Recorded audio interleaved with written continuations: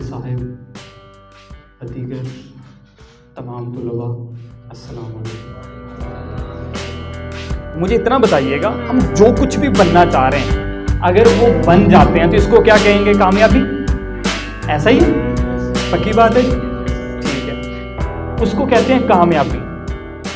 मैं समझता हूँ, अब मुझे ये थोड़ा और क्लियर कीजिएगा। अगर फर्ज किया वो चीज़ आपको मिल जाती है जो आप हासिल करना चाहते हो, लेकिन खुशियाँ ना मिलें, जिंदगी में कोई खुशी ना हो, क्या फिर भी उसको कामयाबी कहेंगे?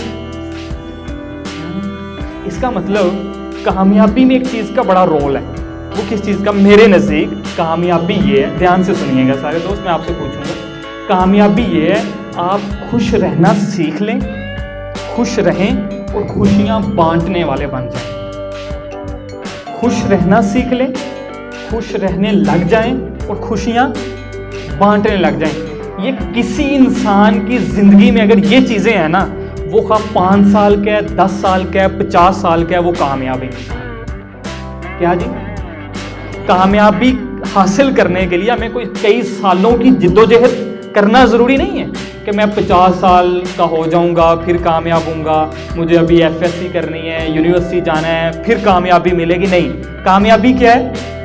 खुश रहने का नाम है। और दूसरा उसका पहलू खुशियाँ बांटने वाला। खुश रहना है और खुशियाँ तकसीम करनी है। भाई आप खुद खुश रहना सीख लें और दूसरों को खुश रखना सीख लें। अगर ये दोनों हुनर आपको आते हैं तो आप कामयाब हैं। सही है? अब मुझे बताइएगा, आपके नज़दीक इस वक्त कामयाब लोग कौन से? उनकी ज़रा इमेज बनाएं अपने जहन में। आपके जहन में कौन कौन से लोग बड़े बड़े कामयाब दिख रहे हैं?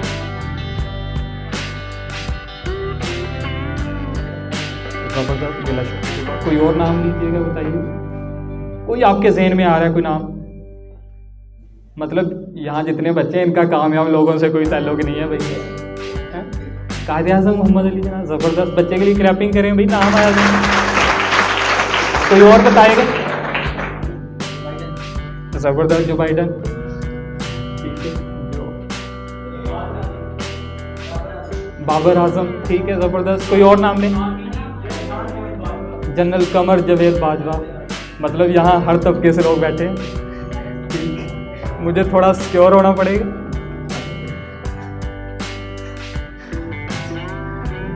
आपने क्या कहा? पीरज़ादा साकिब रज़ा मुस्तफ़ी, ठीक है, ज़बरदस्त। कोई और इसके अलावा?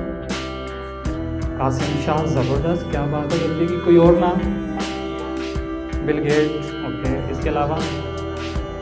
अच्छा, ये मुझे बताइएगा, ये कामयाब लोग हैं जी, मान लिया ये सारे क्या हैं? कामयाब लोग होते कौन है भाई? उनकी क्या खूबियां होती होंगी?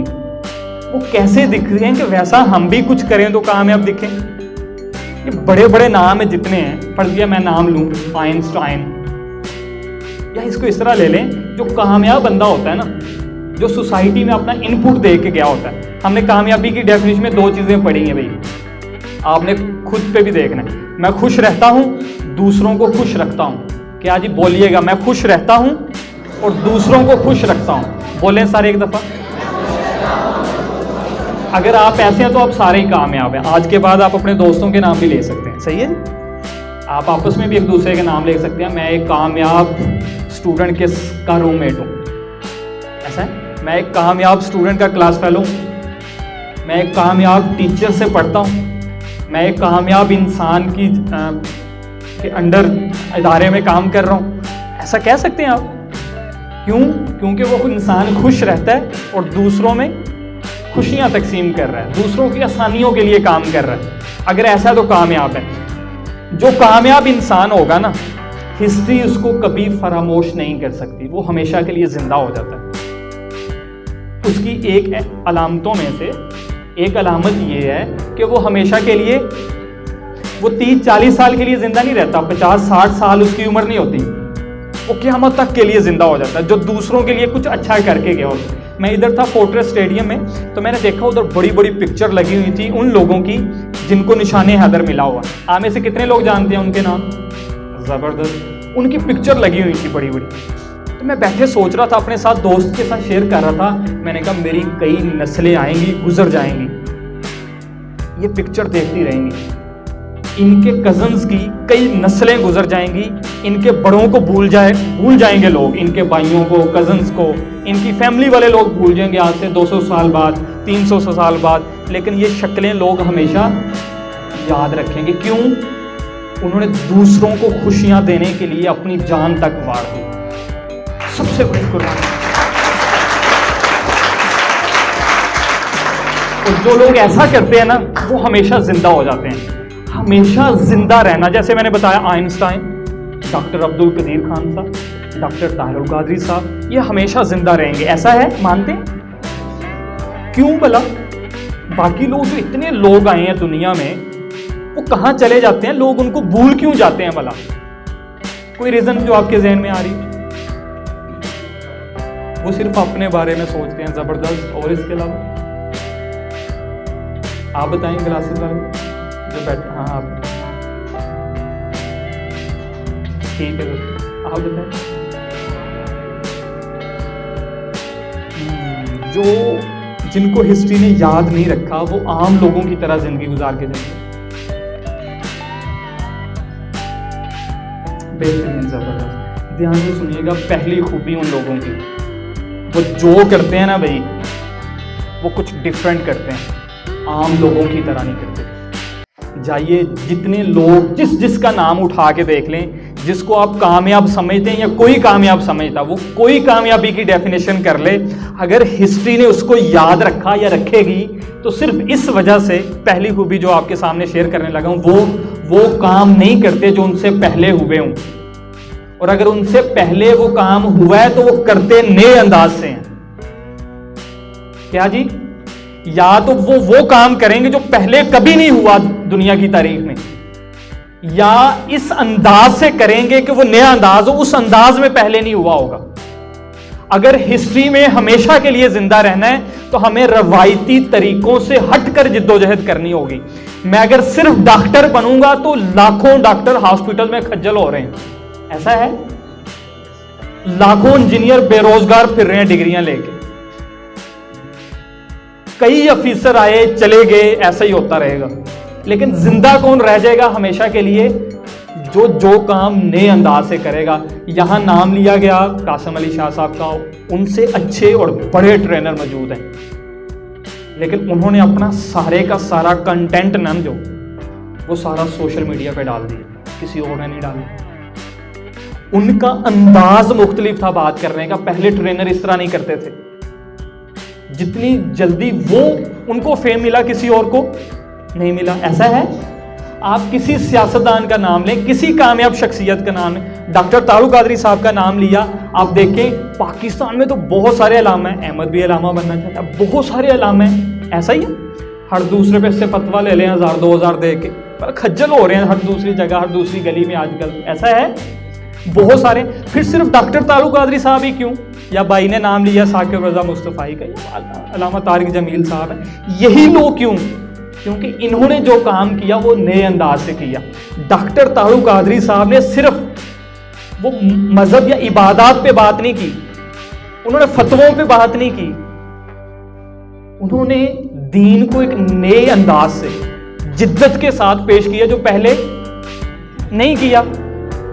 जब इन्होंने एक नए अंदाज को अपनाया तो लोग इनके साथ जुड़ गए।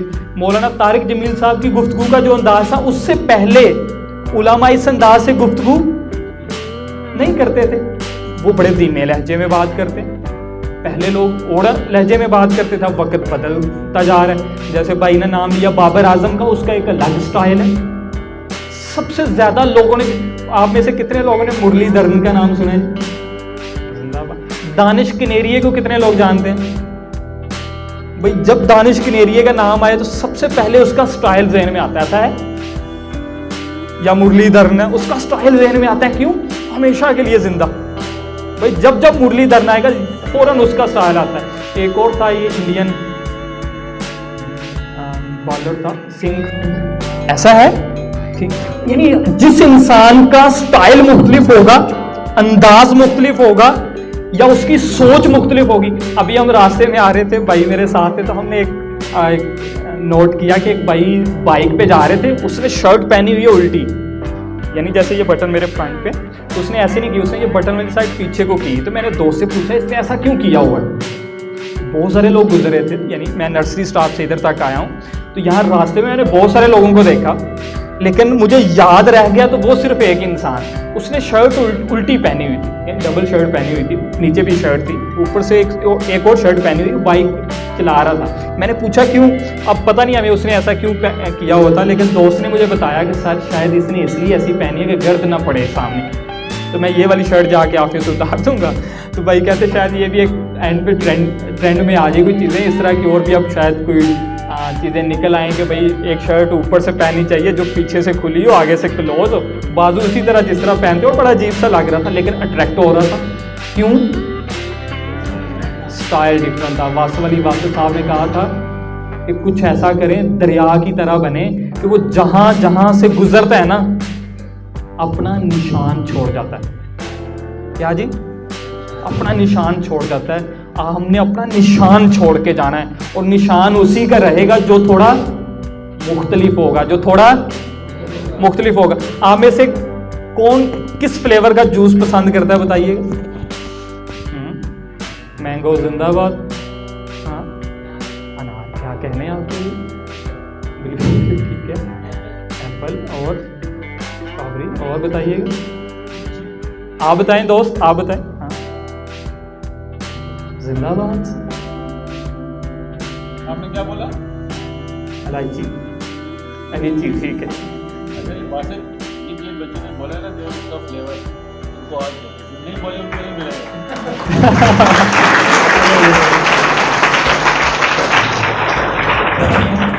अब इसके बाद जरा ध्यान से हैं, कुछ भी हो सकता है, जवाब अच्छा आना चाहिए। अब देखिएगा, अब ध्यान से सुनिएगा। भाई को पसंद है एप्पल का फ्लेवर, क्या जी?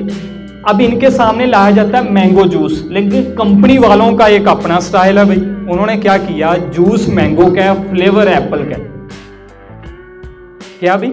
जूस मैंगो का डाला उसके अंदर और एप्पल का फ्लेवर डाल दिया। जब आप पिएंगे तो फ्लेवर कौन सा आएगा? एप्पल का। हाँ जनाब, बनाना का शेक या जूस या अनार का जूस था, लेकिन उसके अंदर फ्लेवर कौन सा था? एप्पल का।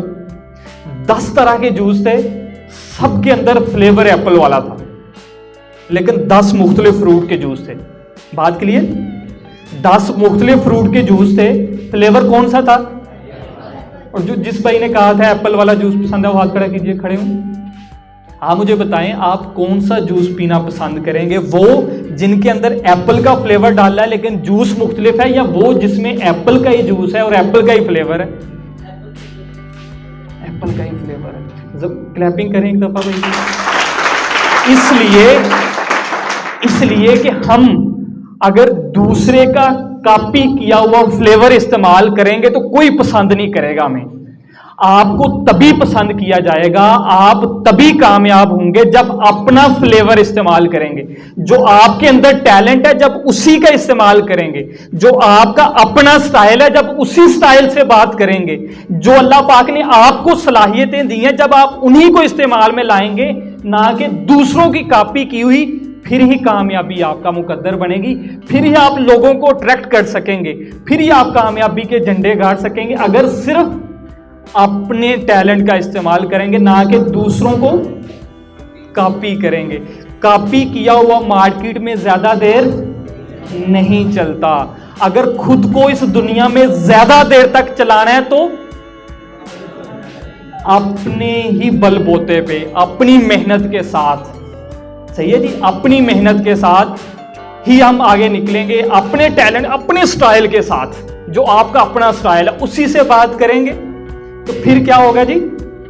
देर तक रहेंगे मार्केट में एक यूनिक नहीं। और मैं बारे दीगर आगोश की इंतज़ामिया का मशहूर जनाब वासिफ साहब और सर का कि आप लोगों ने मुझे दावत दी, और मेरे लिए ये एजाज़ की बात कि जब ये नया सिलसिला शुरू हुआ है तो मैं उन पहलों में से हूँ जो आपके सामने कुछ सुनाने आया था, कुछ सुनाने के लिए हाजिर हुआ था। आपसे गपशप करने का मुझे मौका मिला, आपसे बात करने का मौका मिला, आपकी ज़ियारत करने का मौका मिला, जिन्हें एक जगह पे स्कूल और घर का माहौल मुयस्सर है।